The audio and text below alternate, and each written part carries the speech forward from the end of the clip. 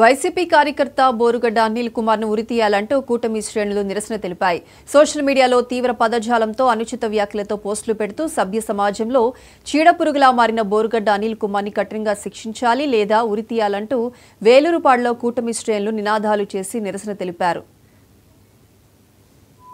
మళ్ళీ రాజకీయాల్లో ఉండకూడదు. ఇటువంటి ఎదవల్ని ఇటువంటి దుర్మార్గుల్ని వైసీపీ ప్రభుత్వం పెంచి పోషించినందుకు నిజంగా మాకు చాలా బాధేస్తుంది. ఒక 40 సంవత్సరాల రాజకీయ చరిత్ర, 14 సంవత్సరాల ముఖ్యమంత్రి, అలాగే సినిమా చరిత్రలో ఈరోజు ఒక గొప్ప నాయకుడు, తెలుగు అనే పదానికి వెన్న తెచ్చిన నాయకుడు ఎన్టీఆర్ గారి కుమార్తెను కూడా